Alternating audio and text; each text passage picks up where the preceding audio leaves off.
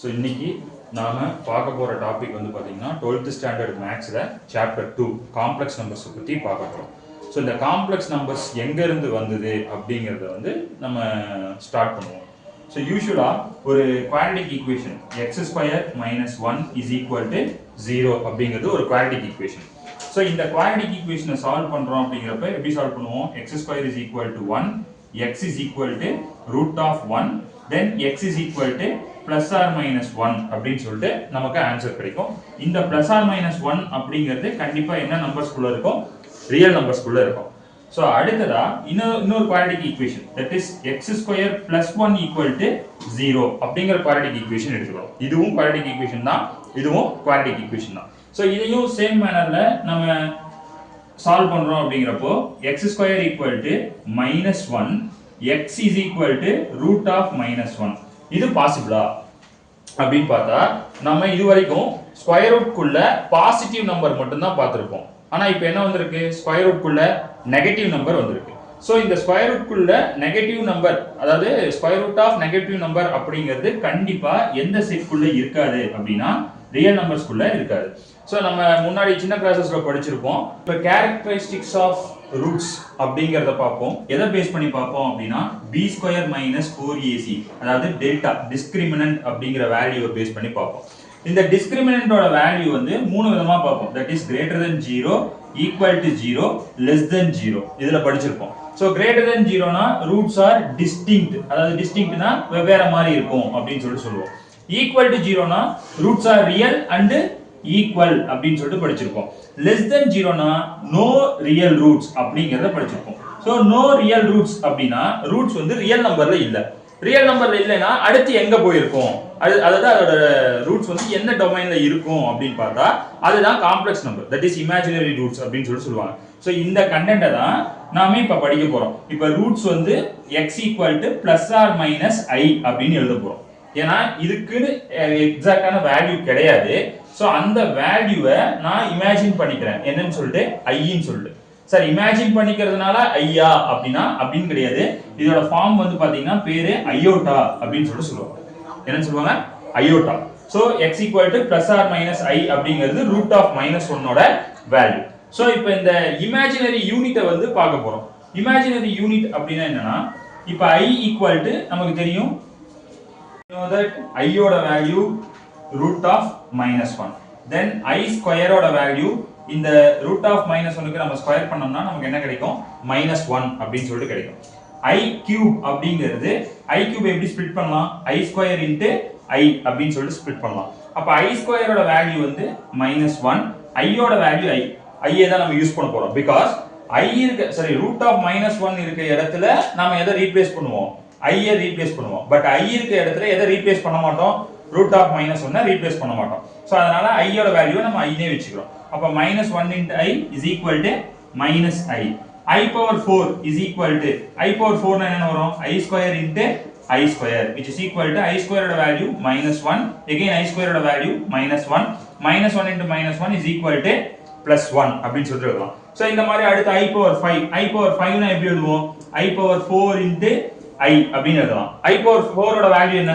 i⁴ ஓட வேல்யூ இப்பதான் கண்டுபிடிச்சோம் 1 * i is equal to i.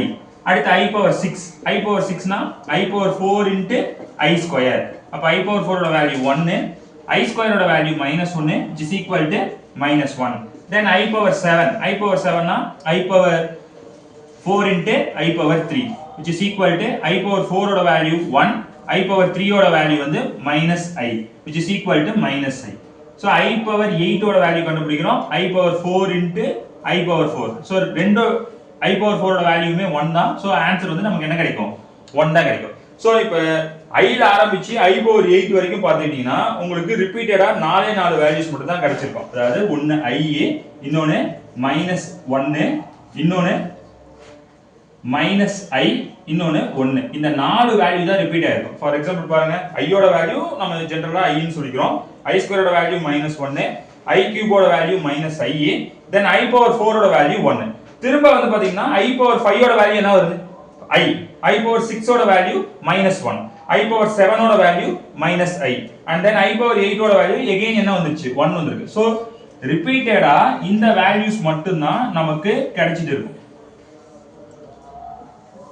So அப்ப எந்த பவர் கேட்டாலும் நம்மளால என்ன பண்ண முடியும், திரும்ப இந்த 4 டேர்ம்ல கொண்டு வந்து எழுத முடியும். சோ ஹையர் ஆர்டர் போறப்ப நம்ம என்ன பண்ணணும் அப்படின்னா I power 4n is equal to I power 4 என்னன்னா I power 4th மல்டிபிள். இப்போ ஃபார் எக்ஸாம்பிள் I power 4 ஓட வேல்யூ நமக்கு 1 ன்னு கிடைச்சது, I power 8 ஓட வேல்யூ 1 ன்னு கிடைச்சது.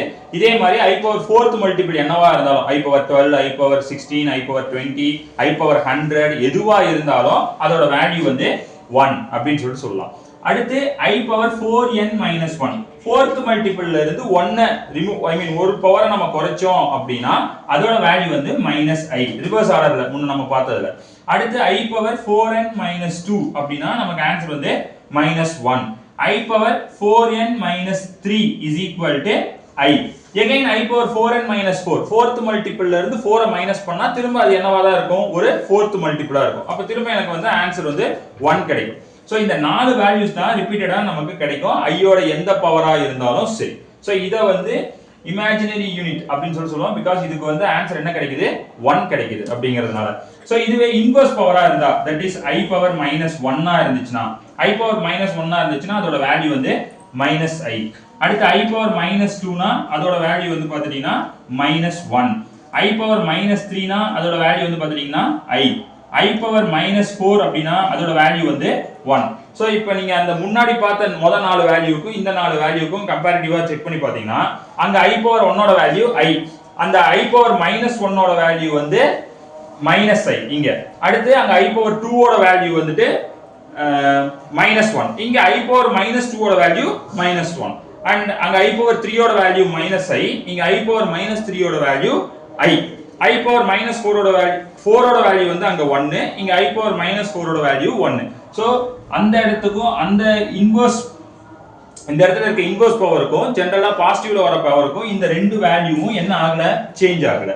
சோ இந்த ரெண்டு வேல்யூ மட்டும் தான் என்ன இருக்கும், சேஞ்ச் ஆயிருக்கும். இந்த இமேஜினரி யூனிட்டை வச்சு அதுல இருக்க மோஸ்ட் இம்பார்ட்டன்ட் ப்ராப்பர்ட்டி வந்து பாத்தீங்கன்னா I power n, I power n plus 1, I power n plus 2, I power n plus 3. So இந்த டேர்ம்ஸ்க்கு பேர் வந்து கன்சிக்யூட்டிவ் டேர்ம்ஸ். ஏனா அடுத்தடுத்த பவர் இருக்கும். I power n, I power n plus 1, I power n plus 2, I power n plus 3. So இந்த மாதிரி I பவர்ல consecutive terms வந்துச்சு அப்படினா அந்த டேர்ம்ஸை ஆட் பண்ணனும் அப்படினா நமக்கு ஆன்சர் என்ன கிடைக்கும், 0 கிடைக்கும். இது ரொம்ப ரொம்ப இம்பார்ட்டன்ட்டான 1 மார்க். இந்த 1 மார்க் வந்து நிறைய டைம் கேட்டிருக்காங்க. சோ I பவர்ல கன்சிக்யூட்டிவ் டேர்ம்ஸ் அடுத்து 4 டேர்ம்ஸ் வந்துச்சுனா அதை ஆட் பண்ணோம்னா அதோட வேல்யூ என்ன ஆயிடும், 0 ன்னு ஆயிடும்.